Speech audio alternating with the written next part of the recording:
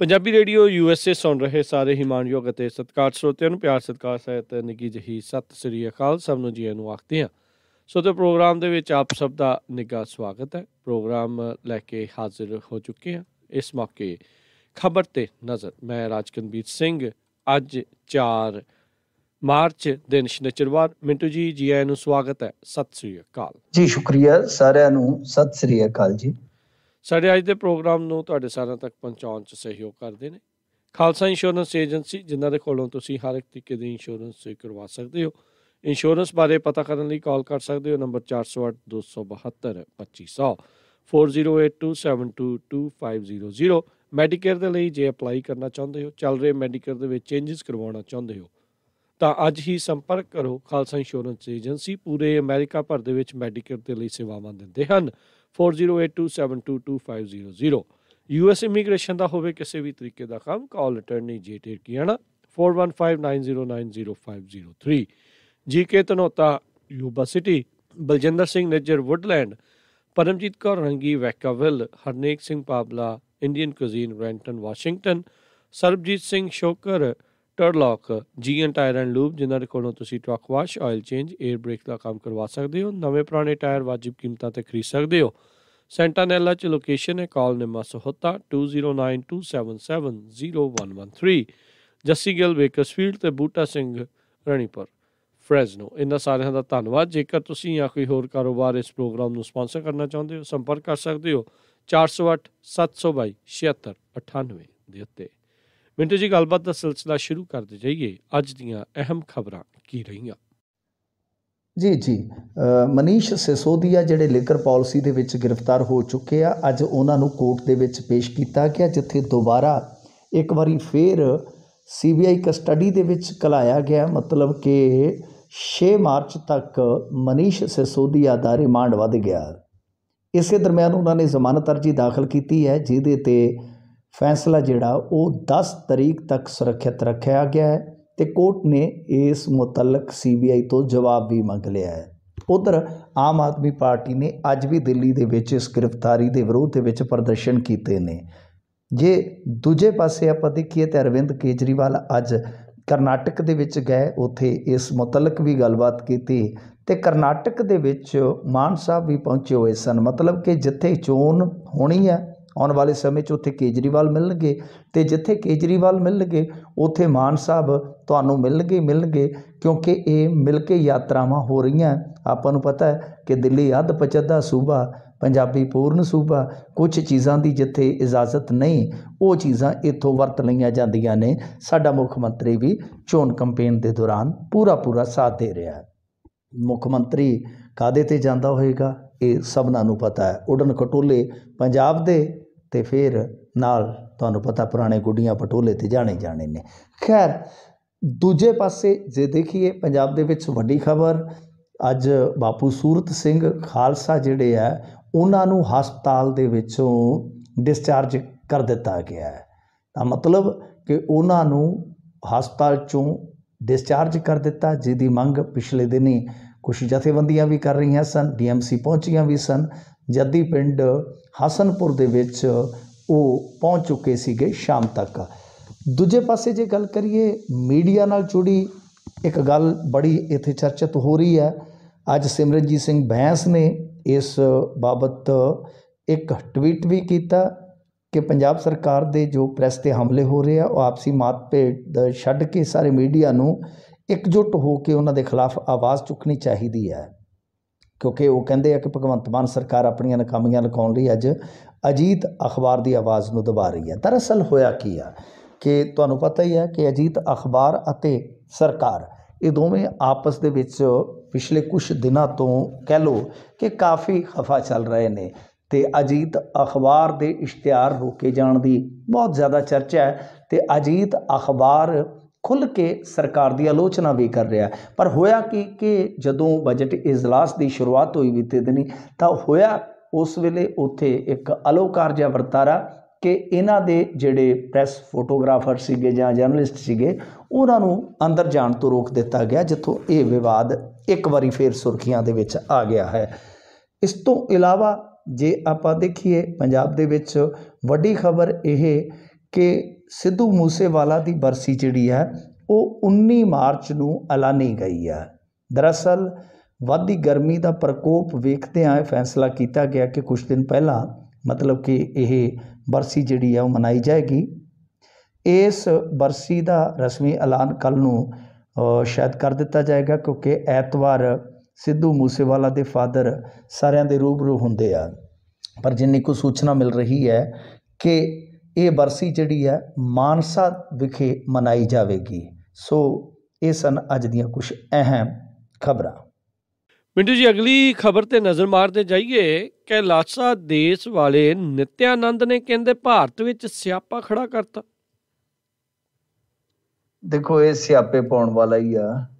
ਅਸਲ ਦੇ ਵਿੱਚ ਕੀ ਹੋਇਆ ਕਿ ਬੀਤੇ ਦਿਨ ਹੀ ਤੁਹਾਨੂੰ ਸ਼ਾਇਦ ਯਾਦ ਹੋਏਗਾ, ਬੜਾ ਧਿਆਨ ਖਿੱਚਿਆ ਇਸ ਖਬਰ ਨੇ ਜੀ ਕਿ ਨਿਤਿਆਨੰਦ ਦੀ ਇੱਕ ਚੇਲੀ ਜਿਹੜੀ ਇਹਨੂੰ ਗੁਰੂ ਐਲਾਨਦੀ ਹੈ ਜਾਂ ਮੰਨਦੀ ਹੈ, ਵਿਜੇ ਪ੍ਰਿਆ ਨਿਤਿਆਨੰਦ, ਇਹ UN ਦੀ ਇੱਕ ਬੈਠਕ ਦੇ ਵਿੱਚ ਜਾ ਕੇ ਕੈਲਾਸਾ ਦੇਸ਼ ਵੰਨਿਓ ਬਣੀ ਸੀਗੀ ਨੁਮਾਇੰਦਾ ਜੀ।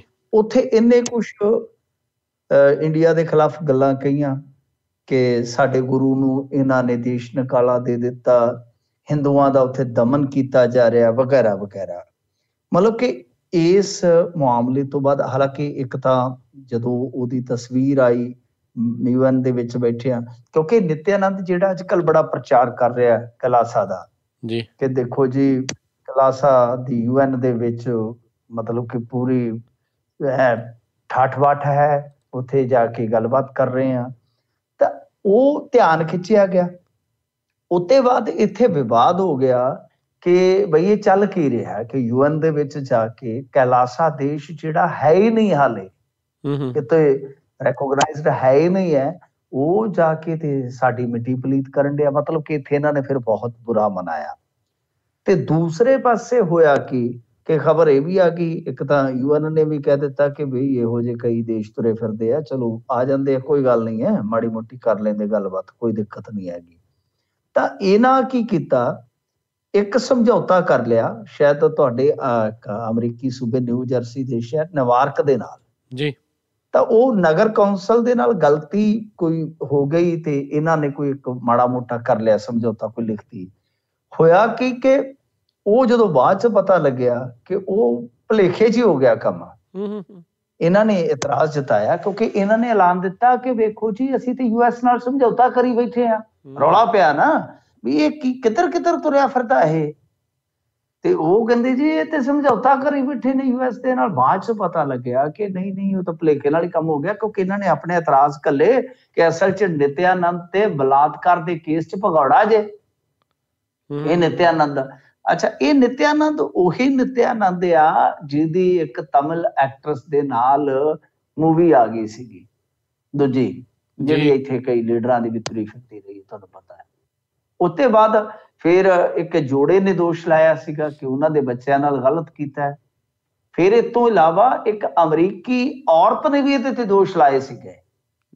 ਇਹ ਇੱਥੋਂ ਨੱਸ ਕੇ ਇਕਵਾਡੋਰ ਦੇ ਲਾਗੇ ਇਹਨੇ ਕੋਈ ਜਾ ਕੇ ਤੇ ਉੱਥੇ ਟਾਪੂ ਮੱਲ ਲਿਆ। ਹੁਣ ਇੱਥੇ ਤਾਂ ਕਈ ਇਹੋ ਜਿਹੇ ਲੋਕ ਹੈਗੇ ਨੇ ਸੰਸਾਰ ਦੇ ਵਿੱਚ ਜਿਹੜੇ ਆਪਣੇ ਫਲੈਟ ਨੂੰ ਵੀ ਆਪਣਾ ਦੇਸ਼ ਐਲਾਨ ਦਿੰਦੇ ਨੇ। ਕੀ ਕਰੀਏ ਹੁਣ? ਇਹਨੇ ਜਾ ਕੇ ਉੱਥੇ ਕੈਲਾਸਾ ਦੇਸ਼ ਬਣਾ ਦਿੱਤਾ ਕਿ ਲਓ ਜੀ ਮੈਂ ਤੇ ਦੇਸ਼ ਬਣਾ ਲਿਆ ਆਪਦਾ, ਕਰੰਸੀ ਆਪਣੀ ਚੱਲਦੀ ਆ, ਪੁਲਿਸ ਆਪਣੀ ਆ, ਸਾਰਾ ਕੁਛ, ਪਾਸਪੋਰਟ ਆਪਣਾ, ਆਓ। ਇਹ ਤੇ E-ਸਿਟੀਜ਼ਨਸ਼ਿਪ ਦਿੰਦਾ ਪਿਆ ਹੈ, ਖੁੱਲ ਰੱਖੀ ਇਹਨੇ ਕਿ ਆਓ।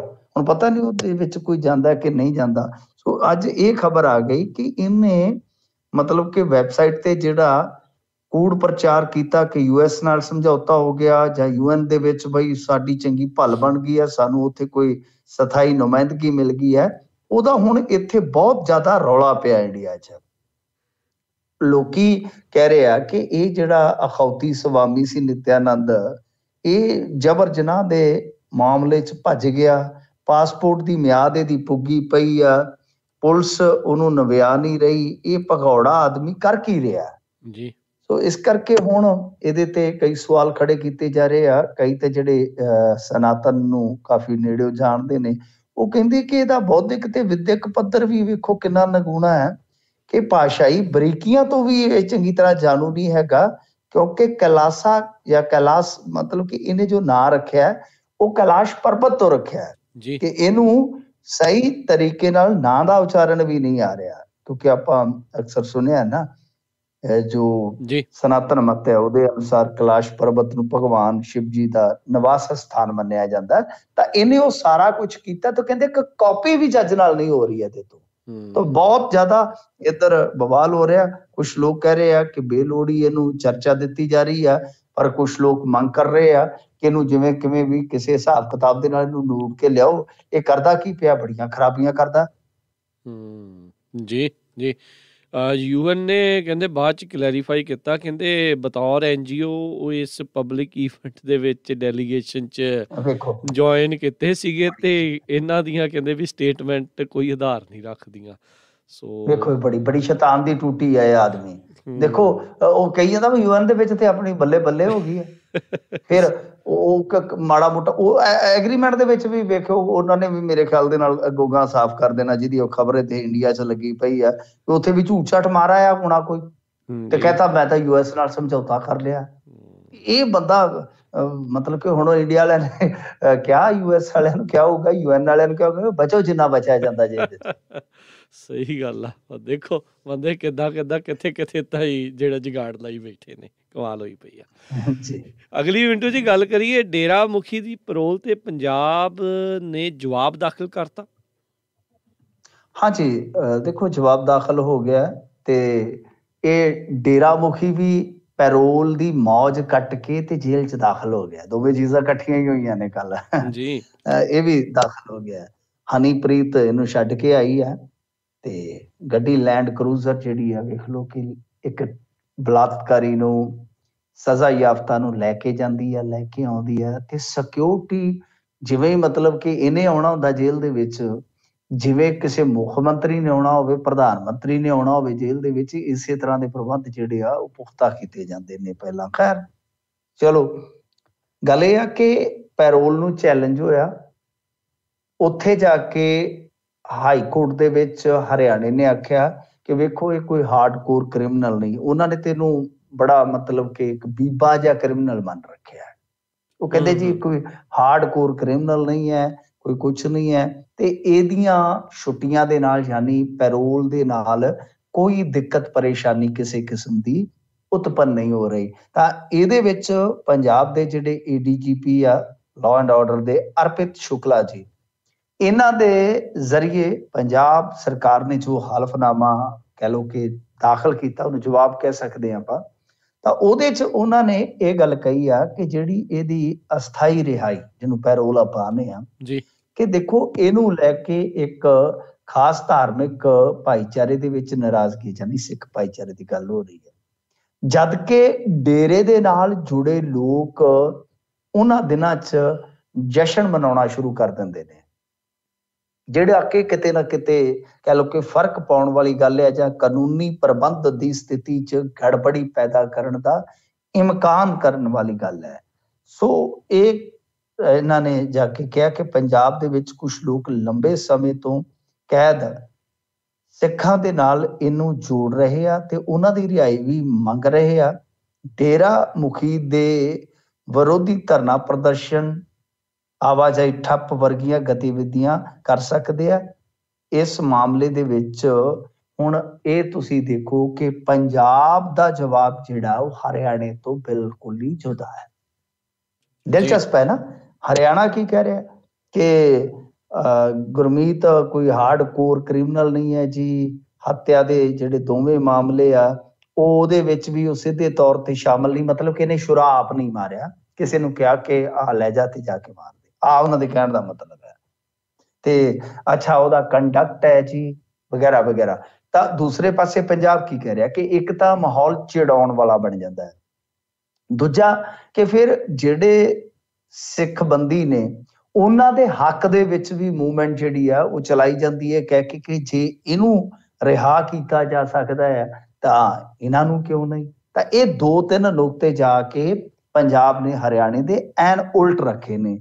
ਦੂਜੇ ਪਾਸੇ ਜੇ ਤੁਸੀਂ ਦੇਖੋਗੇ, ਚਲੋ ਇਹ ਤਾਂ ਹੁਣ ਪਤਾ ਲੱਗੇਗਾ ਕਿਉਂਕਿ ਕੋਰਟ ਨੇ ਸਾਫ਼ ਕਰ ਦਿੱਤਾ ਕਿ ਬੇਸ਼ੱਕ ਪੈਰੋਲ ਦੀ ਮਿਆਦ ਮੁੱਕ ਗਈ ਆ, ਪਰ ਅਸੀਂ ਇਹਦੇ ਤੇ ਫੈਸਲਾ ਜ਼ਰੂਰ ਸੁਣਾਵਾਂਗੇ। ਪਰ ਇਹਦੇ ਨਾਲ ਹੀ ਜੁੜਿਆ ਇੱਕ ਮਸਲਾ ਮੈਂ ਤੁਹਾਨੂੰ ਹੋਰ ਦੱਸ ਦੇਵਾਂ ਕਿ ਜੋ ਪੰਚਕੂਲਾ ਦੇ ਵਿੱਚ ਹਿੰਸਾ ਹੋਈ ਸੀਗੀ, ਜਦੋਂ ਇਹਨੂੰ ਸਜ਼ਾ ਹੋਈ ਆ, ਤਾਂ ਉਸ ਕੇਸ ਦੀ ਵੀ ਸੁਣਵਾਈ ਸੀਗੀ ਇੱਕ ਦਿਨ ਪਹਿਲਾਂ ਇਹਦੇ ਤੋਂ। ਤਾਂ ਉਹਦੇ ਵਿੱਚ 288 ਕਰੋੜ ਦਾ ਨੁਕਸਾਨ, ਹਿਸਾਬ ਲਾ ਲਓ 288 ਕਰੋੜ ਦਾ ਨੁਕਸਾਨ ਹੋਇਆ। ਹਰਿਆਣੇ ਦਾ ਜਿਹੜਾ ਹੈ ਉਹ 119 ਤੇ ਪੰਜਾਬ ਦਾ 169 ਕਰੋੜ ਦਾ ਦਾਅਵਾ ਹੈ। ਤਾਂ ਇਹਦੇ ਵਿੱਚ ਬਹੁਤ ਸਾਰੇ ਹੋਰ ਕਲੇਮ ਵੀ ਲਾ ਲਓ ਕਿ ਜਿਹੜੇ ਸ਼ਾਮਲ ਨੇ, ਜਿੱਦਾਂ ਮਤਲਬ ਕਿ ਕੋਈ ਕਿਤੋਂ ਆਇਆ, ਕੋਈ ਕਿਤੋਂ ਆਇਆ। ਤਾਂ ਕਹਿਣ ਦਾ ਮਤਲਬ ਇਹ ਆ ਕਿ ਉਹਦੇ ਵਿੱਚ ਵੀ ਸੁਣਵਾਈ ਜਿਹੜੀ ਆ ਹੁਣ ਅੰਤਲੇ ਪੜਾਅ ਤੇ ਆ ਗਈ। ਪਰ ਅੰਤਲੇ ਪੜਾਅ ਤੇ ਜਦੋਂ ਆਈ ਤੇ ਇੱਕ ਜਿਹੜੇ ਜਸਟਿਸ ਸੀਗੇ ਉਹਨਾਂ ਦੀ ਰਿਟਾਇਰਮੈਂਟ ਆ ਗਈ ਜੀ, ਕਿਉਂਕਿ ਫੁੱਲ ਬੈਂਚ ਨੇ ਫੈਸਲਾ ਕਰਨਾ। ਸੋ ਹੁਣ ਦੁਬਾਰਾ ਅਪੁਆਇੰਟਮੈਂਟ ਜਦੋਂ ਹੋਏਗੀ, ਨਿਯੁਕਤੀ ਹੋਏਗੀ, ਤਾਂ ਉਸ ਤੋਂ ਬਾਅਦ ਇਹ ਮਾਮਲਾ ਵੀ ਜਿਹੜਾ ਅੱਗੇ ਵਧੇਗਾ। ਮਤਲਬ ਕਿ ਇੱਕ ਪਾਸੇ ਤੁਸੀਂ ਦੇਖੋ ਕਿ ਹਰਿਆਣਾ ਬਿਲਕੁਲ ਸਰਕਾਰ, ਜੇ ਤੁਸੀਂ ਦੇਖੋਗੇ ਤਾਂ ਉਹਦੇ ਹੱਕ 'ਚ ਖੜੀ ਨਜ਼ਰ ਆਉਂਦੀ ਆ। ਦੂਸਰੇ ਪਾਸੇ ਪੰਜਾਬ ਉਲਟ, ਯਾਨੀ ਪੰਜਾਬ ਸਰਕਾਰ। ਤੇ ਇਸ ਤੋਂ ਇਲਾਵਾ ਕੋਰਟ ਵੀ ਮੰਨ ਕੇ ਚੱਲ ਰਹੀ ਹੈ ਕਿ ਉਸ ਵੇਲੇ ਵਾਇਲੈਂਸ ਦੇ ਵਿੱਚ ਬਹੁਤ ਵੱਡਾ ਨੁਕਸਾਨ ਹੋਇਆ ਸੀ। ਜੀ ਜੀ ਬਿਲਕੁਲ। ਅਗਲੀ ਮਿੰਟੂ ਜੀ, ਆਪਾਂ ਜੇ ਗੱਲ ਕਰਦੇ ਜਾਈਏ ਤਾਂ ਆਮ ਆਦਮੀ ਕਲੀਨਿਕਾਂ ਦੇ ਵਿੱਚ ਟੈਸਟਾਂ ਵਾਲੀ ਕੰਪਨੀ ਭਾਜੀ ਨਵੇਂ ਟੈਂਡਰ ਦੀ ਹੁਣ ਤਿਆਰੀ ਆ। ਹਾਂਜੀ, ਉਹ ਨੱਸ ਗਈ ਇੱਕ ਕੰਪਨੀ, ਇਹ ਦੁਬਾਰਾ ਹੁਣ ਕਿਸੇ ਨੂੰ ਲਿਆਉਣਗੇ ਜੀ। ਅਸਲ 'ਚ ਕੀ ਹੈ ਕਿ ਇਹ ਟਮਟਮਾ ਜਿਹਾ ਸੂਤ ਨਹੀਂ ਆ ਰਿਹਾ। ਹਾਲਾਂਕਿ ਠੀਕ ਹੈ, ਕੁਝ ਸਮਾਂ ਚਾਹੀਦਾ ਹੁੰਦਾ ਹੈ ਸਰਕਾਰ ਦੇ ਕਿਸੇ ਵੀ ਆਪਾਂ ਕੰਮਕਾਰ ਨੂੰ। ਜਦੋਂ ਕਿਸੇ ਨਿਰੀਖਣ 'ਚੋਂ ਕੱਢਣਾ ਹੋਵੇ ਤਾਂ ਉਹ ਕੁਝ ਸਮਾਂ ਚਾਹੀਦਾ ਹੈ, ਉਸ ਤੋਂ ਬਾਅਦ ਹੀ ਰਿਜ਼ਲਟ ਤੈਅ ਹੁੰਦੇ ਨੇ। ਪਰ ਇਹਦੇ ਨਾਲ ਕੀ ਹੈ ਕਿ ਜਿਹੜਾ ਸਾਡਾ ਪੇਂਡੂ ਡਿਸਪੈਂਸਰੀ ਢਾਂਚਾ ਸੀਗਾ, ਉਹ ਕਿਤੇ ਨਾ ਕਿਤੇ ਪ੍ਰਭਾਵਿਤ ਹੋਇਆ। ਬਹੁਤ ਸਾਰਾ ਸਟਾਫ ਇੱਧਰੋਂ ਉੱਧਰ ਸ਼ਿਫਟ ਕੀਤਾ ਗਿਆ, ਬੜੇ ਵੱਡੇ ਵੱਡੇ ਦਮਗਜ਼ੇ ਜਿਹੜੇ ਮਾਰੇ ਗਏ।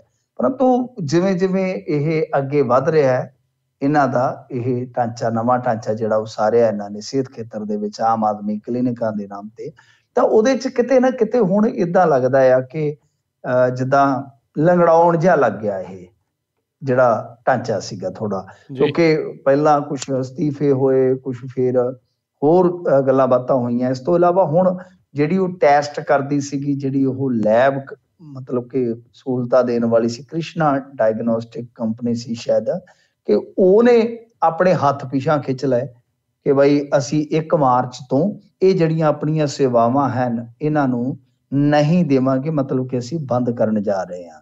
ਤਾਂ ਫਿਰ ਹੋਇਆ ਕਿ ਉਹਦੇ ਕਾਰਨ ਕਰਕੇ ਜੋ ਚੀਜ਼ ਇਹਨਾਂ ਨੇ ਕਹੀ ਸੀਗੀ ਕਿ ਅਸੀਂ ਵਰਕਲੋਡ ਜਿਹੜਾ ਆ ਉਹ ਡਿਸਪੈਂਸਰੀਆਂ 'ਚੋਂ ਜਾਂ ਹਸਪਤਾਲਾਂ 'ਚੋਂ ਘੱਟ ਕਰ ਰਹੇ ਹਾਂ, ਇੱਕ ਵੱਖਰੀ ਕਿਸਮ ਦੀ ਅਸੀਂ ਇਲਾਜ ਦੀ ਫੈਸਿਲਿਟੀ ਜਿਹੜੀ ਉਹ ਦੇਵਾਂਗੇ, ਤਾਂ ਉਹ ਫਿਰ ਉਹੀ ਚੱਕਰ ਹੋ ਗਿਆ। ਕਿਉਂਕਿ ਜਦੋਂ ਯਕਦਮ ਟੈਸਟ ਵਗੈਰਾ ਜਿਹੜੇ ਬੰਦ ਹੋ ਗਏ, ਤਾਂ ਫਿਰ ਉਹ ਟੈਸਟਾਂ ਵਾਲੇ ਮਰੀਜ਼ ਸੀਗੇ ਜਿਹੜੇ ਉਹ ਦੁਬਾਰਾ ਹਸਪਤਾਲਾਂ 'ਚ ਹੀ ਜਾਣੇ ਸ਼ੁਰੂ ਹੋ ਗਏ। ਗੱਲ ਉੱਥੇ ਦੀ ਉੱਥੇ ਆਂਦੇ ਹੁੰਦੇ ਆ ਨਾ ਕਿ ਜਿੱਥੋਂ ਦੀ ਖੋਤੀ ਪਹੁੰਚੋਂ ਕੇ ਉੱਥੇ ਹੀ ਆ ਖਲੋਤੀ ਜੀ। ਮਸਲਾ ਤੇ ਇਹ ਸੀਗਾ ਕਿ ਰਸ਼ ਘਟਾਇਆ ਜਾਵੇ, ਲੋਕਾਂ ਨੂੰ ਸਹੂਲਤ ਦਿੱਤੀ ਜਾਵੇ। ਪਰ ਹੁਣ ਇਹਨਾਂ ਨੇ ਇਹ ਕਿਹਾ ਕਿ ਬਈ ਇਹਨਾਂ ਦੇ ਨਾਲ ਤਾਂ ਜਿੰਨੀ ਨਿਭਣੀ ਸੀ ਉਹ ਨਿਭ ਗਈ ਆ। ਤਾਂ ਹੁਣ ਨਵੇਂ ਸਿਰੇ ਤੋਂ ਟੈਂਡਰ ਜਿਹੜੇ ਆ ਹੋਣਗੇ, ਤਾਂ ਟੈਂਡਰ ਹੋਣਗੇ, ਉਸ ਤੋਂ ਬਾਅਦ ਫਿਰ ਇਹ ਕੰਮ ਕਰ ਚੱਲੇਗਾ। ਵੈਸੇ ਕਾਫੀ ਕੁਛ ਹੈ, ਜਿੱਦਾਂ ਹੁਣ ਇੱਕ ਰਿਪੋਰਟ ਤੇ ਵੀ ਆ ਗਈ ਕਿ ਜਿਹੜੇ ਇਹ ਨਵੇਂ ਸਕੂਲ ਬਣਾਉਣ ਜਾ ਰਹੇ ਆ, ਐਮਨੈਂਸੀ ਸਕੂਲ, ਕੁਛ ਐਸਾ ਨਾਮ ਇਹਨਾਂ ਨੇ ਰੱਖਿਆ ਹੋਇਆ, ਵੱਲੇ ਜੇ ਕੰਮ ਨੇ ਇਹਨਾਂ ਦੇ। ਤਾਂ ਉਹਦੇ ਵਿੱਚ ਵੀ ਇਹ ਗੱਲ ਨਿਕਲ ਕੇ ਆ ਰਹੀ ਸੀ ਕਿ ਸਮਾਰਟ ਸਕੂਲਾਂ ਦੇ ਜਿਹੜੇ ਅੱਗੇ ਫਟੇ ਉਹਨਾਂ ਦੇ ਉੱਤੇ ਫਟਾ ਲਾ ਦੇਣਾ। ਮਤਲਬ ਕਿ ਜਿਵੇਂ ਤੁਸੀਂ ਅਮਰਿੰਦਰ ਸਿੰਘ ਦੇ ਕਾਰਜਕਾਲ ਦੇ ਦੌਰਾਨ ਵੀ ਦੇਖਿਆ ਹੋਣਾ ਕਿ ਕੁਛ ਪੈਸੇ NRIs ਘੱਲਦੇ ਸਨ, ਕੁਛ ਪੈਸੇ ਮਾਸਟਰ ਆਪਣੇ ਕਈ ਵਾਰ ਜੇਬਾਂ 'ਚ ਵੀ ਲਾਉਂਦੇ ਸਨ। ਬੜਾ ਉਹਨਾਂ ਨੇ ਸਕੂਲ ਦਾ ਵਧੀਆ ਕੰਮ ਕੀਤਾ। ਤੇ ਹੁੰਦਾ ਕੀ ਸੀਗਾ ਕਿ ਸਰਕਾਰ ਆ ਕੇ ਫੱਟਾ ਚੇਪ ਦਿੰਦੀ ਸਮਾਰਟ ਸਕੂਲ ਦਾ ਤੇ ਫੋਟੋ ਖਿੱਚ ਕੇ ਆਪਣੇ ਪੇਜ ਤੇ ਪਾ ਦਿੰਦੀ। ਹੁਣ ਇਹ ਫੱਟਾ ਬਦਲਣ ਦੇ ਰੌਂ ਦੇ ਵਿੱਚ ਆ, ਕਿਉਂਕਿ ਪਿਛਲੇ ਦਿਨ ਹੀ ਇਹਨਾਂ ਨੇ ਐਲਾਨ ਕੀਤਾ ਇਸ ਸਕੂਲ ਦੀ ਨਵੀਂ ਸਕੀਮ ਦਾ। ਤਾਂ ਖੈਰ ਸਕੀਮਾਂ ਤਾਂ ਚਲੋ ਨਵੀਆਂ ਆਉਣੀਆਂ ਚਾਹੀਦੀਆਂ, ਕੋਈ ਚੱਕਰ ਨਹੀਂ ਹੈ। ਪਰ ਇਸ ਤਰ੍ਹਾਂ ਕਿ ਇੱਕ ਕੰਮ ਨੂੰ ਹੱਥ ਪਾ ਲਿਆ, ਫਿਰ ਉਹਨੂੰ ਅੱਧ 'ਚ ਛੱਡ ਦਿੱਤਾ, ਉਹਦਾ 'ਚ ਵਿਗਾੜ ਆ ਗਿਆ, ਉਹ ਗੱਲ ਬਣਦੀ ਨਹੀਂ ਹੈ। ਇਸ ਕਰਕੇ ਹੁਣ ਆਮ ਆਦਮੀ ਕਲੀਨਿਕ ਜਿਹੜੀ ਕਿ ਇਹਨਾਂ ਦਾ ਇੱਕ ਡ੍ਰੀਮ ਪ੍ਰੋਜੈਕਟ ਕਹਿ ਸਕਦੇ ਹਾਂ ਆਪਾਂ, ਉਹਦੇ ਵਿੱਚ ਸ਼ੁਰੂਆਤੀ ਫੇਜ਼ ਦੇ ਵਿੱਚ ਇਸ ਤਰ੍ਹਾਂ ਦੀਆਂ ਸਮੱਸਿਆਵਾਂ ਸੁਣਨ ਨੂੰ ਵੇਖਣ ਨੂੰ ਮਿਲਣਗੀਆਂ, ਕਾਫੀ ਫਿਰ ਦਿੱਕਤ ਆਉਣ ਵਾਲੀ ਹੈ। ਜੀ ਜੀ ਜੀ। ਅਗਲੀ ਜਿਹੜੀ ਗੱਲ ਕਰਦੇ ਜਾਈਏ, ਅਰਵਿੰਦ ਕੇਜਰੀਵਾਲ ਦੀ ਇਸ਼ਤਿਹਾਰਬਾਜ਼ੀ ਦੇ ਖਰਚ ਦਾ ਦਾਅਵਾ। ਹਾਂਜੀ ਦੇਖੋ, ਇਹ ਨਾ ਇੱਕ ਅਖਬਾਰ ਨੇ ਅੰਕੜੇ ਕੱਢੇ ਆ। ਉਹ ਕਹਿੰਦੇ ਕਿ ਅਰਵਿੰਦ ਕੇਜਰੀਵਾਲ ਦੇ ਪ੍ਰਚਾਰ ਵਾਸਤੇ ਪੰਜਾਬ ਸਰਕਾਰ ਨੇ 8 ਦਿਨਾਂ 'ਚ 6.5 ਕਰੋੜ ਰੁਪਈਆ ਖਰਚ ਕੀਤਾ ਹੈ। ਮਤਲਬ ਕਿ ਅਰਵਿੰਦ ਜਿਵੇਂ ਦਿੰਦੇ ਆ ਮਾਲਕਾਂ ਦਾ ਮਸ਼ਹੂਰੀ ਕੰਪਨੀ ਦੀ, ਕਿ ਇਸ ਤਰ੍ਹਾਂ ਮਤਲਬ ਕਿ ਇਹਨਾਂ ਨੇ ਵੱਖ-ਵੱਖ ਚੈਨਲਾਂ ਤੇ, ਜਿਹੜੇ ਚੈਨਲ ਨੈਸ਼ਨਲ ਚੈਨਲ ਨੇ, ਉਹਨਾਂ ਨੂੰ ਪੇ ਕੀਤਾ ਤੇ ਜੋ ਮਤਲਬ ਕਿ ਅਰਵਿੰਦ ਕੇਜਰੀਵਾਲ ਦਾ ਫੇਸ ਜਿਹੜਾ ਉਹ ਥੋੜਾ ਚਮਕਾਇਆ ਜਾਵੇ, ਲਿਸ਼ਕਾਇਆ ਜਾਵੇ। ਤੇ ਇਹ ਕਿਹਾ ਜਾ ਰਿਹਾ ਕਿ ਜੇਕਰ ਪੰਜਾਬ ਸਰਕਾਰ ਦਾ ਦਿੱਲੀ ਦੇ ਮੁੱਖ ਮੰਤਰੀ ਪ੍ਰਤੀ ਇਹ ਪਿਆਰ ਇਸੇ ਤਰ੍ਹਾਂ ਜਾਰੀ ਰਿਹਾ ਤੇ ਖਜ਼ਾਨੇ ਦੇ ਤੇ ਫਿਊਜ਼ ਉੱਡ ਜਾਣੇ ਆ। ਗੱਲ ਇਹ ਆ ਕਿ ਹੁਣ ਦੇਖੋ, ਇਹਨਾਂ ਨੇ ਅੱਗੇ ਜਾ ਕੇ ਇੱਕ ਆਈਡੀਆ ਹੋਰ ਵੀ ਲਾਇਆ, ਇੱਕ ਯਾਨੀ ਗੈਸ ਕਹਿ ਸਕਦੇ ਤੁਸੀਂ, ਉਹ ਆ ਕਿ ਇਸ ਤਰ੍ਹਾਂ ਮਤਲਬ ਕਿ ਜੇ ਐਵਰੇਜ ਕੱਢੀਏ, ਜਿਸ ਤਰ੍ਹਾਂ ਇਸ਼ਤਿਹਾਰਬਾਜ਼ੀ ਚੱਲ ਰਹੀ ਹੈ, ਤਾਂ 300 ਕਰੋੜ ਰੁਪਈਆ ਜਿਹੜਾ ਉਹ ਖਜ਼ਾਨੇ ਤੇ ਪਵੇਗਾ ਇਸ਼ਤਿਹਾਰਬਾਜ਼ੀ ਦਾ। ਖੈਰ, ਇਸ਼ਤਿਹਾਰਬਾਜ਼ੀ ਦਾ ਇਹ ਦਾਅਵਾ ਜਿਹੜਾ ਅਜੀਤ ਅਖਬਾਰ ਨੇ ਕੀਤਾ ਹੈ, ਤੇ ਇਹਨਾਂ ਦਾ ਜਿਹੜਾ ਇੱਕ ਹੋਰ ਅਨੁਮਾਨ ਆ, ਅੰਦਾਜ਼ਾ ਹੈ ਕਿ ਹਿਸਾਬ ਲਾ ਲਓ ਕਿ 16 ਮਾਰਚ ਨੂੰ ਸਹੁੰ ਚੁੱਕੀ ਸੀ, ਕਹਿੰਦੇ ਕਿ ਆਪਣੇ ਕਾਰਜਕਾਲ ਦੇ 200 ਦਿਨਾਂ ਦੇ ਵਿੱਚ ਬਈ ਜੇ 2 ਕਰੋੜ ਦਾ ਹਿਸਾਬ ਲਾਇਆ ਜਾਵੇ ਤਾਂ ਕਿੰਨਾ ਬਣੇਗਾ। ਤਾਂ ਇਹ ਇਸ਼ਤਿਹਾਰਬਾਜ਼ੀ ਦੀ ਆ। ਦੇਖੋ ਚਲੋ, ਇਹ ਅਖਬਾਰੀ ਅੰਕੜੇ ਆ। ਸਾਡੇ ਕੋਲ ਪਿਛਲੇ ਦਿਨੀ ਇੱਕ RTI ਪਹੁੰਚੀ, ਰਾਜ ਕਰਨਵੀਰ ਸਿੰਘ ਜੀ, ਜਿਹੜਾ ਇਹਨਾਂ ਦਾ ਇੱਕ ਤੁਸੀਂ ਐਡ ਦੇਖਿਆ ਹੋਣਾ ਨਾ, ਸਾਡਾ ਕੰਮ ਬੋਲਦਾ ਬਈ, ਸਾਡਾ ਕੰਮ ਬੋਲਦਾ। ਆਹੋ, ਯਾਦ ਹੈ ਨਾ, ਪੰਜਾਬੀ ਦੇ ਜਖਣਾ ਪੱਟੀ 14, ਹਾਂ, ਸਾਡਾ ਕੰਮ ਬੋਲਦਾ, ਲੋਕੀ ਕਹਿੰਦੇ ਕੰਮ ਬੋਲਦਾ। ਤਾਂ ਗੱਲ ਇਹ ਆ ਕਿ ਹਿਸਾਬ ਲਾ ਲਓ ਕਿ 14 ਕਰੋੜ ਰੁਪਈਆ ਉਸ ਐਡ ਤੇ ਖਰਚਿਆ ਇਹਨਾਂ ਨੇ, ਇਹ ਦੱਸਣ ਵਾਸਤੇ ਕਿ ਸਾਡਾ ਕੰਮ ਬੋਲਦਾ। ਹਾਂਜੀ, ਉਹ RTI ਮੇਰੇ ਕੋਲ ਪਈ। ਤਾਂ ਕਹਿਣ ਦਾ ਮਤਲਬ ਇਹ ਆ ਕਿ ਬਹੁਤ ਜ਼ਿਆਦਾ ਇਸ਼ਤਿਹਾਰਬਾਜ਼ੀ ਤੇ ਖਰਚ ਕੀਤਾ ਹੈ ਸਰਕਾਰ ਨੇ।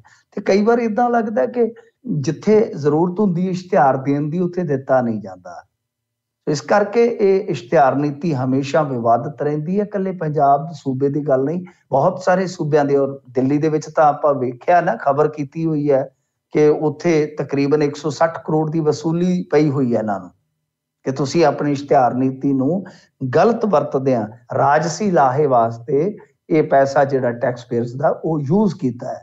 ਤਾਂ ਮੈਨੂੰ ਲੱਗਦਾ ਕਿ ਹੁਣ ਜਿਵੇਂ 31 ਮਾਰਚ ਤੱਕ ਅੰਕੜਾ ਆਏਗਾ ਸਾਰੇ ਸਾਲ ਦਾ ਕਿ ਕਿੰਨਾ ਇਸ਼ਤਿਹਾਰਬਾਜ਼ੀ ਤੇ ਖਰਚ ਹੋਇਆ, ਤਾਂ ਇਹਦੇ ਤੇ ਵੀ ਵਿਵਾਦ ਡੈਫੀਨਿਟਲੀ ਹੋਣਗੇ, ਰਾਜ ਕਰਨਵੀਰ ਸਿੰਘ ਜੀ।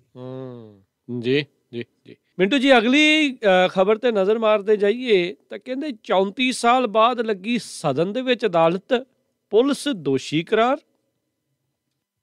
ਹਾਂਜੀ, ਦੇਖੋ, ਇੱਕ ਨਾ ਫਿਲਮ ਦੇ ਵਿੱਚ ਸੰਨੀ ਦਿਓਲ ਆਉਂਦਾ ਆਪਣੀ ਅਦਾਲਤ ਤੇ, ਉਹਨੂੰ ਕਹਿੰਦਾ ਦੇਵਾ ਕੀ ਅਦਾਲਤ। ਤਾਂ ਇੱਥੇ ਰੀਅਲ ਅਦਾਲਤ ਲੱਗ ਰਹੀ ਹੈ ਕਿਹਨਾਂ ਦੀ, ਜਿਹੜੇ MLA ਹੁੰਦੇ ਆ, MLC ਹੁੰਦੇ ਆ। ਕਿਉਂਕਿ ਜੇ ਤੁਸੀਂ ਦੇਖੋ ਨਾ, ਕੁਛ ਸਟੇਟਾਂ ਦੇ ਵਿੱਚ ਆਪਣੀ ਤਾਂ ਇਕੱਲੀ ਵਿਧਾਨ ਸਭਾ ਹੈ ਜੀ, ਕਈ ਸੂਬਿਆਂ ਦੇ ਵਿੱਚ ਵਿਧਾਨ ਪ੍ਰੀਸ਼ਦ ਹੁੰਦੀ ਹੈ, ਜਿਵੇਂ ਰਾਜ ਸਭਾ ਵਾਲੇ ਨਹੀਂ ਨੋਮੀਨੇਟ ਕੀਤੇ ਜਾਂਦੇ, ਏਦਾਂ ਮੈਂਬਰ ਹੁੰਦੇ ਨੇ। ਤਾਂ ਅਸਲ 'ਚ ਕੀ ਹੈ ਕਿ ਇਹ ਵੀ ਇੱਕ ਮੌਜੂਦਾ MLC ਹੈ ਭਾਜਪਾ ਦਾ, ਤੇ ਤਤਕਾਲੀਨ ਕੋਈ ਵਿਧਾਇਕ ਹੈ ਸਲਿਲ ਬਿਸ਼ਨੋਈ, ਇਹਦਾ ਮਾਮਲਾ ਸੀਗਾ ਜੀ। ਮਤਲਬ ਅੱਜ ਦਾ MLC ਮੈਂ ਇਸ ਕਰਕੇ ਸਮਝਾ ਰਿਹਾ ਕਿਉਂਕਿ ਆਪਣੇ ਇੱਥੇ ਹੈ ਨਹੀਂ ਵਿਧਾਨ ਪ੍ਰੀਸ਼ਦ, ਵੱਡੇ ਸੂਬਿਆਂ ਦੇ ਵਿੱਚ ਨਾ ਅੱਡ ਤੋਂ ਹੈ, ਜਿਵੇਂ ਰਾਜ ਸਭਾ ਹੋ ਜਾਂਦੀ ਹੈ ਤੇ ਇਸ ਤਰ੍ਹਾਂ ਨੋਮੀਨੇਸ਼ਨ ਹੁੰਦੀ ਹੈ। ਤਾਂ ਖੈਰ, ਸਲਿਲ ਬਿਸ਼ਨੋਈ 18 ਸਾਲ ਪਹਿਲਾਂ ਦੱਸਦੇ ਆ ਕਿ ਧਰਨੇ ਤੇ ਬੈਠਾ ਸੀਗਾ।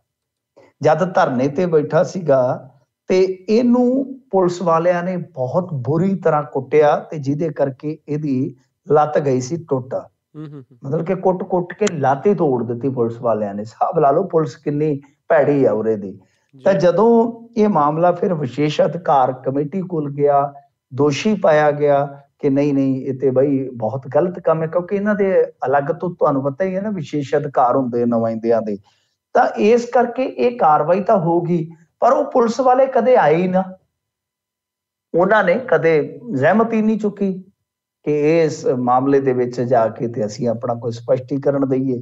ਤਾਂ ਹੁਣ ਇਹਨਾਂ ਨੂੰ ਉੱਥੇ ਬੁਲਾਇਆ ਗਿਆ 34 ਸਾਲ ਬਾਅਦ ਕਹਿੰਦੇ 99 ਚ ਲਾਸਟ ਵਾਰੀ ਇਸ ਤਰ੍ਹਾਂ ਹੋਇਆ ਸੀਗਾ। ਵੈਸੇ ਤੇ ਕੁਛ ਅਖਬਾਰੇ ਵੀ ਦਾਅਵਾ ਕਰਦੇ ਆ ਕਿ 99 ਚ ਤੇ ਛੋਟੀ ਜੀ ਕਾਰਵਾਈ ਸੀ, ਇਹ ਤਾਂ ਮਾਮਲਾ ਤਕਰੀਬਨ 60-65 ਸਾਲ ਬਾਅਦ ਇਸ ਤਰ੍ਹਾਂ ਦਾ ਵੇਖਣ ਨੂੰ ਮਿਲਿਆ ਕਿ ਬਕਾਇਦਾ ਇੱਕ ਕਟਹਿਰਾ ਬਣਾਇਆ ਗਿਆ। ਉਹਦੇ ਵਿੱਚ ਉਹ ਕੁਛ ਪੁਲਿਸ ਵਾਲੇ ਜਿਹੜੇ ਕਿ ਹੁਣ ਸਾਬਕਾ ਵੀ ਹੋ ਗਿਆ ਉਹਨਾਂ ਚੋਂ, ਉਹ ਵੀ ਵਰਦੀ ਪਹਿਨ ਕੇ ਐ ਮਤਲਬ ਕਿ ਜਿਵੇਂ ਦੋਸ਼ੀ ਖੜੇ ਹੁੰਦੇ ਨੇ ਉਦਾਂ ਖਲੋਤੇ ਸਨ। ਫਿਰ ਉਹਨਾਂ ਨੂੰ ਬਕਾਇਦਾ ਸਜ਼ਾ ਸੁਣਾਈ ਗਈ। ਸਜ਼ਾ ਕਿ ਇੱਕ ਦਿਨ ਤੁਸੀਂ ਵਿਧਾਨ ਸਭਾ ਦੇ ਵਿੱਚ ਜਿਹੜਾ ਸੈੱਲ ਬਣਿਆ ਹੈ, ਹਵਾਲਾਤ ਵੀ ਬਣਾਈ ਜੇ, ਵੇਖੋ ਕਿੱਡੀ ਕਮਾਲ ਦੀ ਗੱਲ ਹੈ। ਯੋਗੀ ਰਾਜ ਕਹਿੰਦੇ ਕਿ ਇੱਕ ਪੂਰਾ ਦਿਨ 24 ਘੰਟੇ ਤੁਹਾਨੂੰ ਇਹਦੇ ਵਿੱਚ ਬਿਤਾਉਣੇ ਪੈਣਗੇ। ਹਿਸਾਬ ਲਾ ਲਓ। ਤਾਂ ਇਹ ਹੁੰਦੀ ਹੈ ਤਾਕਤ, ਮਤਲਬ ਕਿ ਸਦਨ ਨੇ ਅਦਾਲਤ ਲਾਈ, ਅਦਾਲਤ ਦੇ ਵਿੱਚ ਕਾਰਵਾਈ ਕੀਤੀ, ਕਾਰਵਾਈ 'ਚ ਦੋਸ਼ੀ ਠਹਿਰਾਇਆ ਤੇ ਮੁੜ ਕੇ ਸਜ਼ਾ ਵੀ ਕਟਵਾਈ ਆ ਪੁਲਿਸ ਅਧਿਕਾਰੀਆਂ ਤੋਂ। ਸੋ ਇਹ ਤਾਕਤ ਹੁੰਦੀ ਹੈ ਕਿਸੇ ਵੀ ਐਮਐਲਸੀ ਦੀ ਜਾਂ ਐਮਐਲਏ ਦੀ। ਤਾਂ ਇਸ ਤਾਕਤ ਨੂੰ ਪੂਰੇ ਦੇਸ਼ ਨੇ ਕੱਲ ਵੇਖਿਆ। ਜੀ ਜੀ, ਸਰੋਤਿਆਂ ਦੀ ਜਾਣਕਾਰੀ ਲਈ ਦੱਸਦੇ ਜਾਈਏ, ਪੰਜਾਬ ਦੀ ਵੀ ਹੁੰਦੀ ਸੀਗੀ, ਪੰਜਾਬ ਲੈਜਿਸਲੇਟਿਵ ਕੌਂਸਲ ਹੁੰਦੀ ਸੀ 1956 ਤੋਂ 1969 ਤੱਕ। ਫਿਰ ਇਸ ਨੂੰ ਜਿਹੜਾ ਬਾਅਦ ਦੇ ਵਿੱਚ ਅਬੋਲਿਸ਼, ਕਿਉਂਕਿ ਉਦੋਂ ਆਪਣਾ ਸੂਬਾ ਬਹੁਤ ਵੱਡਾ ਸੀਗਾ ਨਾ, ਰਾਜਕਰਨ ਬਹੁਤ ਵੱਡਾ ਸੂਬਾ ਸੀ। ਅਸੀਂ ਤੇ ਹੁਣ ਚਲੋ ਜੇ ਉਸਦੇ ਇਤਿਹਾਸ 'ਚ ਜਾਈਏ ਤੇ ਫਿਰ ਪਛਤਾਵਾਂਗੇ ਕਿ ਉਸ ਦੌਰ 'ਚ ਸ਼ਾਇਦ ਹੋਰ ਚੀਜ਼ਾਂ ਸੀ। ਅੱਜ ਦੇ ਦੌਰ 'ਚ ਵੇਖ ਲਓ ਕਿ ਜੇ ਪੰਜਾਬ ਹਰਿਆਣਾ ਉਹ ਦਿੱਲੀ ਨਾਲ ਲੱਗਦੇ ਅਸੀਂ ਤੇ ਵਪਾਰ ਸਾਡਾ ਕਿੱਥੇ ਤੱਕ ਜਾਣਾ ਸੀ। ਹੁਣ ਕੁੱਲ ਮਿਲਾ ਕੇ ਭਾਰਤ ਵਿੱਚ 6 ਇਦਾਂ ਦੀਆਂ ਕੌਂਸਲ ਜਿਹੜੀਆਂ ਉਹ ਰਹਿ ਗਈਆਂ ਨੇ। ਹਾਂਜੀ ਜੀ।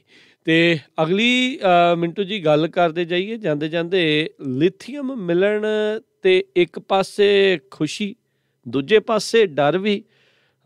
ਬੌਕਸਾਈਟ ਵੀ ਜਦੋਂ ਮਿਲਿਆ ਸੀ ਤਾਂ ਉਹ ਤੋਂ ਬਾਅਦ 'ਚ ਬੜੇ ਲੋਕਾਂ ਦੀਆਂ ਜ਼ਮੀਨਾਂ ਹਥਿਆਲੀਆਂ ਗਈਆਂ, ਬੜਾ ਕੁਛ ਜਿਹੜਾ ਵਾਪਰਿਆ ਸੀ। ਇਹ ਕਿੱਥੇ ਮਿਲਿਆ ਜੀ ਹੁਣ ਲਿਥੀਅਮ?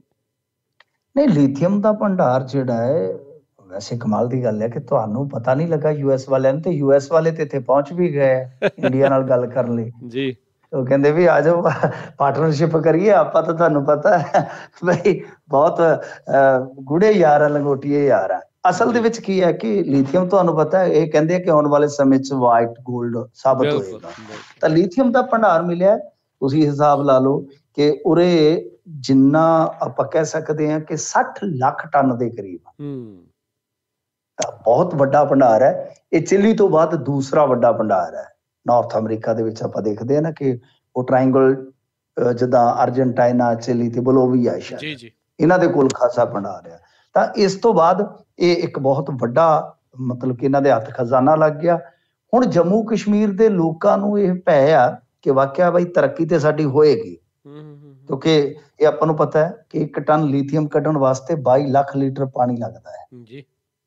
ਇਹ ਇੱਕ ਕਹਿ ਲਓ ਕਿ ਬਹੁਤ ਔਖਾ ਕਾਰਜ ਵੀ ਹੁੰਦਾ ਹੈ। ਤਾਂ ਲਿਥੀਅਮ ਖੋਜ ਲਿਆ ਗਿਆ। ਇੰਡੀਆ ਨੂੰ ਜ਼ਰੂਰਤ ਸੀ, ਇੰਡੀਆ ਡਿਪੈਂਡ ਸੀ ਟੋਟਲੀ ਚਾਈਨਾ ਤੇ ਜਾਂ ਹੋਰ ਦੇਸ਼ਾਂ 'ਚ ਜਾ ਕੇ ਵੀ ਉਹ ਖੋਜ ਕਰ ਰਿਹਾ ਸੀਗਾ। ਜਿਵੇਂ ਮੈਂ ਤੁਹਾਨੂੰ ਦੱਸਿਆ ਕਿ ਚਿਲੀ ਦੇ ਵਿੱਚ ਵੀ ਇਹਨਾਂ ਨੇ ਕੁਛ ਪੈਸਾ ਇਨਵੈਸਟ ਕਰ ਰੱਖਿਆ ਸੀਗਾ, ਕਿਉਂਕਿ ਗਾਂ ਹੁਣ ਚੀਜ਼ਾਂ ਤੁਹਾਨੂੰ ਪਤਾ ਹੀ ਹੈ ਕਿ ਕਾਰਾਂ ਜਿਹੜੀਆਂ ਸਾਰੀਆਂ ਉਹ ਬਿਜਲਈ ਮਾਮਲਾ ਹੀ ਚੱਲਣਾ, ਤੇਲ ਤੂਲ ਵਾਲਾ ਤਾਂ ਘਟੂਗਾ ਕੰਮ। ਤਾਂ ਇੱਥੇ ਕੀ ਹੈ ਕਿ ਲੋਕ ਖੁਸ਼ ਤਾਂ ਬਹੁਤ ਨੇ ਕਿ ਯਾਰ ਆ ਤਾਂ ਵਧੀਆ ਹੈ ਜੰਮੂ ਕਸ਼ਮੀਰ ਵਾਲੇ, ਕਿਉਂਕਿ ਜੰਮੂ ਕਸ਼ਮੀਰ 'ਚ ਭੰਡਾਰ ਮਿਲਿਆ। ਪਰ ਨਾਲ ਹੀ ਉਹਨਾਂ ਨੂੰ ਕਿਤੇ ਨਾ ਕਿਤੇ ਭੈ ਇਸ ਗੱਲ ਦਾ ਹੈ ਕਿ ਜੋ ਨੁਕਸਾਨ ਸਾਡਾ ਵਾਤਾਵਰਨ ਦਾ ਹੋਏਗਾ ਜਾਂ ਹੋਰ ਨੁਕਸਾਨ ਸਾਨੂੰ ਝੱਲਣੇ ਪੈਣਗੇ ਸਿਹਤ ਪੱਖੋਂ, ਤਾਂ ਉਹ ਕਿੰਨਾ ਕੁ ਵੱਡਾ ਫਰਕ ਪਾਉਣਗੇ ਜ਼ਿੰਦਗੀ ਤੇ। ਦੋਏ ਚੀਜ਼ਾਂ ਨੇ। ਖੁਸ਼ੀ ਵੀ ਬਹੁਤ ਆ ਉਹਨਾਂ ਨੂੰ ਕਿ ਘੱਟੋ ਘੱਟ ਸਾਡੀ ਸੁਣੀ ਗਈ ਆ। ਤਾਂ ਇੱਧਰ ਇੰਡੀਆ ਗੱਲਬਾਤ ਜਿੰਨੀ ਕੁ ਮੈਂ ਲਾਸਟ ਅਪਡੇਟ ਲੈ ਸਕਿਆ ਇਸ ਮਾਮਲੇ ਦੇ ਵਿੱਚ ਇਹ ਕਿ ਕੁਝ ਕੰਪਨੀਆਂ ਜਿਹੜੀਆਂ ਉਹ ਇੱਥੇ ਆ ਕੇ ਕੰਮ ਕਰਨਾ ਚਾਹੁੰਦੀਆਂ, ਪਾਰਟਨਰਸ਼ਿਪ ਕਰਨਾ ਚਾਹੁੰਦੀਆਂ। ਯੂਐਸ ਵੀ ਉਹਦੇ 'ਚ ਸ਼ਾਮਲ ਹੈ। ਇਹਨਾਂ ਦੀ ਵੀ ਕੰਪਨੀ, ਇੱਕ ਬਹੁਤ ਵੱਡੀ ਕੰਪਨੀ ਜਿਹੜੀ ਆਈ ਖਲੋਤੀ ਹੈ। ਪਰ ਇੰਡੀਆ ਇਹ ਚਾਹੁੰਦਾ ਹੈ ਕਿ ਤੁਸੀਂ ਰਿਫਾਈਨ ਇੱਥੇ ਕਰੋ, ਮਤਲਬ ਕਿ ਰਿਫਾਈਨਰੀਆਂ ਇੱਥੇ ਲਾਓ। ਜੀ। ਤਾਂ ਹੁਣ ਦੇਖੋ ਬਿੱਡ ਵਗੈਰਾ ਕਦੋਂ ਹੁੰਦੀ ਆ ਕੱਢਣ ਵਾਲੀ, ਫਿਰ ਉਸ ਤੋਂ ਬਾਅਦ ਰਿਫਾਈਨਰੀਆਂ ਕਿੱਥੇ ਲੱਗਦੀਆਂ। ਤਾਂ ਲੰਮਾ ਚੌੜਾ ਹਾਲੇ ਪ੍ਰੋਸੀਜਰ ਆ। ਪਰ ਜੰਮੂ ਕਸ਼ਮੀਰ ਦੇ ਲੋਕ ਜਿੱਥੇ ਖੁਸ਼ ਨੇ ਕਿ ਹਾਂ ਇਹ ਇੱਕ ਖਜ਼ਾਨਾ ਮਿਲ ਗਿਆ ਤੇ ਇੱਥੇ ਸਾਡੀ ਬਈ ਆਸ-ਪਾਸ ਤਰੱਕੀ ਹੋਏਗੀ ਏਰੀਏ ਦੀ, ਪਰ ਉੱਥੇ ਦੂਸਰੇ ਪਾਸੇ ਚਿੰਤਾ ਚੋਰੇ ਵੀ ਹਨ। ਜੀ ਬਿਲਕੁਲ। ਸੋ ਦੇਖੋ ਕੀ ਜਿਹੜਾ ਬਣਦਾ ਹੈ। ਦੁਨੀਆ ਦੀ ਅਗਲੀ ਲੜਾਈ ਲਿਥੀਅਮ ਲਈ ਆ। ਸੋ ਕਿੱਥੇ ਜੀ ਕੀ ਜੀ ਜਿਹੜਾ ਉਹ ਹੋਣਾ ਆ, ਇਹ ਦੇਖਣ ਵਾਲੀ ਜਿਹੜੀ ਗੱਲ ਰਹੂਗੀ। ਚੀਨ ਤਾਈਵਾਨ ਦੇ ਨਾਲ ਇਸੇ ਲਈ ਜਿਹੜਾ ਉਹ ਸਿੰਘ ਫਸੇ ਰਹਿੰਦੇ ਆ। ਤੇ ਲੈਟਸ ਸੀ ਕੀ ਹੁੰਦਾ ਆ। ਸੋ ਅਗਲੀ ਬੈਟਲਫੀਲਡ ਮਿੰਟੂ ਜੀ ਜੰਮੂ ਆ, 370 ਵੀ ਚੱਕੀ ਆ, ਤੇ ਬੜਾ ਕੁਛ ਹੁਣ ਮੈਨੂੰ ਲੱਗਦਾ ਇੱਥੇ ਵੀ ਖੁੱਲ ਗਿਆ ਨਾ, ਫਿਰ ਉੱਥੇ ਫਿਰ ਖੁੱਲ ਗਿਆ ਸਾਰਾ ਕੁਛ। ਤੇ ਮਤਲਬ ਕਿ ਪਰ ਇਹ ਹੈ ਕਿ ਇੰਡੀਆ ਲਈ ਨਾ, ਵੈਸੇ ਮੈਂ ਗੱਲ ਕਹੂੰਗਾ ਕਿ ਆਹ ਸਾਲ ਜਿਹੜਾ ਨਾ 23, ਇਹ ਕਾਫੀ ਖੁਸ਼ੀ ਵਾਲਾ ਰਿਹਾ ਹੈ। ਕਿਉਂ? ਲੀਥੀਅਮ ਭੰਡਾਰ ਮਿਲਣ ਤੋਂ ਬਾਅਦ ਓਡੀਸ਼ਾ 'ਚ ਇਹਨਾਂ ਨੂੰ 골ਡ ਦੇ ਭੰਡਾਰ ਮਿਲ ਗਏ। ਜੀ ਜੀ, ਚਲੋ ਵਧੀਆ ਜੀ। ਪਰ ਲੋਕਾਂ ਦੀ ਵੀ ਜੂਨ ਸੁਧਰ ਜੇ ਨਾ ਨਾਲ ਨਾਲ, ਤਾਂ ਵੀ ਚੰਗੀ ਗੱਲ ਆ। ਚਲੋ ਰੁਪਈਆ ਹੀ ਸੁਧਰ ਜਾਵੇ ਡਾਲਰ ਦੇ ਮੁਕਾਬਲੇ, ਥੋੜਾ ਫਰਕ ਪੈ ਜਾਏਗਾ, ਲੋਕਾਂ ਨੂੰ ਕੁਛ ਸਬਜ਼ੀ ਭਾਜੀ ਦੀ ਰਾਹਤ ਮਿਲ ਜਾਵੇ। ਸਹੀ ਗੱਲ ਹੈ ਜੀ। ਬਹੁਤ ਸ਼ੁਕਰੀਆ ਮਿੰਟੂ ਜੀ, ਮਿਲਦੇ ਆ ਫਿਰ ਅਗਲੀ ਵਾਰੀ। ਧੰਨਵਾਦ, ਸਤਿ ਸ਼੍ਰੀ ਅਕਾਲ ਜੀ। ਧੰਨਵਾਦ ਜੀ, ਸਤਿ ਸ਼੍ਰੀ ਅਕਾਲ ਸਾਰਿਆਂ ਨੂੰ ਜੀ। ਤੇ ਸਰੋਤੇ ਪ੍ਰੋਗਰਾਮ ਦੀ ਇੱਥੇ ਸਮਾਪਤੀ ਹੈ। ਮੇਰੇ ਵੱਲੋਂ ਵੀ ਸਭ ਨੂੰ ਪਿਆਰ ਭਰੀ ਸਤਿ ਸ਼੍ਰੀ ਅਕਾਲ। ਸੁਣਦੇ ਰਹਿਣਾ, ਦੇਖਦੇ ਰਹਿਣਾ ਪੰਜਾਬੀ ਰੇਡੀਓ USA।